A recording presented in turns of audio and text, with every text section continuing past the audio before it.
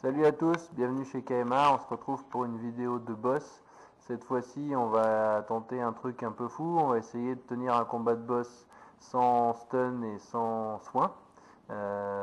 Voici la team utilisée, les talents seront expliqués un peu plus tard parce qu'ils jouent un rôle assez important. Comme vous le voyez, il n'y a aucun stunner, hein, pas de champion, pas de bourreau, pas de Thor, pas d'Immortep, et aucun soigneur, ni ange ni droïde bien sûr. On va voir dans cette vidéo plusieurs combats en fonction des essais que j'ai fait. Donc le premier essai, j'ai utilisé ici Snozilla pour faire des dégâts et j'ai essayé de tanker avec le duc. Donc comme on va voir, ça n'a pas très bien fonctionné. Le principe de cette team et de ce combat, c'est d'essayer d'obtenir rapidement assez de stack du duc pour avoir une vitesse d'attaque des héros au cap minimum de 200 millisecondes entre chaque attaque. Pour ceux qui font des mésas, c'est le cap où on voit plus les héros bouger. Donc là, en tankant avec le duc, ça paraissait la meilleure moyen d'y arriver le plus rapidement possible. Le seul problème, c'est que il meurt assez vite, quoi. Là, c'est le premier essai qui a échoué. Le duc est mort assez vite avant d'avoir pu stacker. Donc j'ai retenté une deuxième fois avec un ordre de drop des héros un peu différent. Donc je lâche le chaman en dernier, c'est très important, j'expliquerai plus tard pourquoi. C'est en fonction de son talent. Donc là, ce nouvel essai va fonctionner un petit peu mieux, c'est-à-dire que les héros vont stacker un peu plus vite, le duc va stacker plus vite, et puis on va arriver assez rapidement à cette vitesse d'attaque maximale. Voilà, ça y est, on y est. Là, on voit assez bien le phénomène. Donc malheureusement, le duc meurt aussi très rapidement parce que juste au moment où on y arrive, il lui reste pas assez de vie pour tenir plus longtemps. Nouvelle technique, cette fois j'ai essayé de tanker avec Paladin, donc à remplacer Snozilla. Tout simplement parce qu'il a beaucoup plus de points de vie et puis parce que également il possède une capacité qui réduit les dégâts, donc il tiendra beaucoup plus longtemps. Alors le point d'interrogation, c'est est-ce que si je tank pas avec le duc, ça va me permettre d'avoir assez de stack de duc pour avoir cette vitesse maximale d'attaque des héros.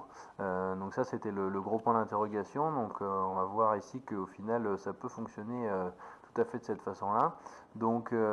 Encore une fois, je lâche le chaman en dernier.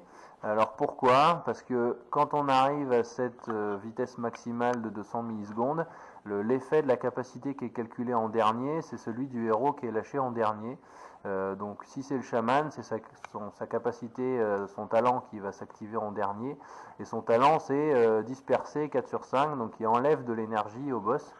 Ce qui veut dire qu'au final, quoi qu'il arrive avant que mes héros frappent, à chaque fois, tous les 200 millisecondes, il y aura, une fois que tous mes héros auront tapé, le talent du chaman qui va s'activer et qui va retirer un petit peu d'énergie au boss. Donc là, vous le voyez, on a fait un petit moment le combat là, et le boss il déclenche plus aucune fois sa capacité.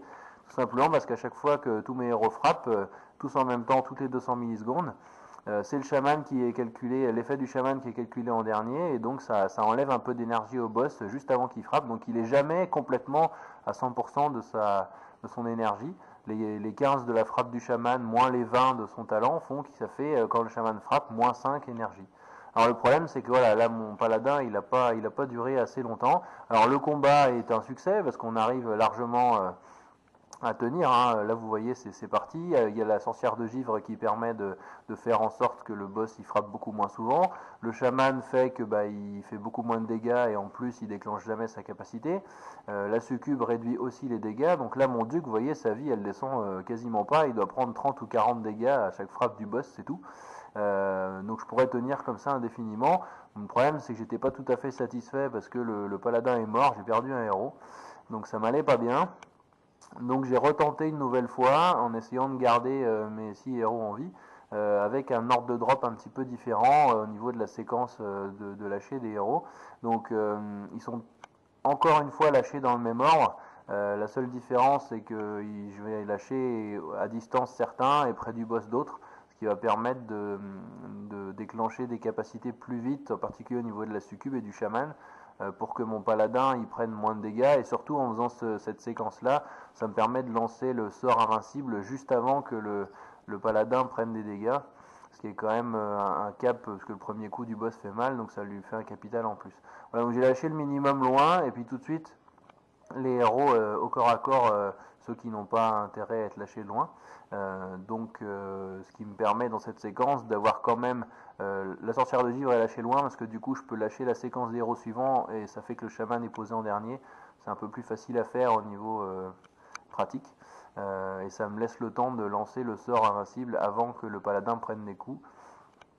Donc là, c'est un run parfait, hein. Le paladin, il lui reste encore la moitié de sa vie. Ça y est, le duc a stacké assez pour que on arrive aux 200 millisecondes d'attaque, hein. Les héros, on les voit à peine bouger. Encore une fois, aucun déclenchement de capacité du boss grâce au chaman. La sorcière de Givre fait qu'il frappe vraiment tout doucement. La vie du paladin, elle descend pas du tout, hein. Donc là, on pourrait tenir encore un paquet de temps. Donc on a aucun stunner, aucun soigneur, et puis ça tient pourtant le combat en entier. On va pas dire 3 minutes parce que je fais les dégâts. Alors là, on voit bien que ça a déclenché une capa avec très peu de dégâts. Alors de temps en temps, il y a un petit échappement, on sait pas bien pourquoi. Le boss, il déclenche quand même une capacité, mais bon, c'est toutes les 1 minute, toutes les 1 minute 30. Donc ce qui n'est pas du tout un problème. Les héros survivent très bien. Donc voilà, on pourrait tenir comme ça les 3 minutes sans problème. Malheureusement, pour respecter les règles de ma guilde, je suis obligé de partir à seulement 60 millions de vie du boss, donc ça fait pas les 3 minutes en entier, mais vous voyez très bien que ça pourrait tenir très facilement jusqu'au bout. Donc là, encore une capa avec très peu de dégâts, on les voit, hein, les dégâts sont affichés. C'est des dégâts de 2-3 chiffres, donc forcément, le paladin, ça lui fait pas mal. Et les autres héros non plus. Donc voilà, on peut tenir longtemps comme ça, encore à challenge relevé. Donc là, on a 75 millions en un peu moins de 2 minutes. Voilà, et bien à très bientôt, j'espère vous avoir donné des idées. Ciao!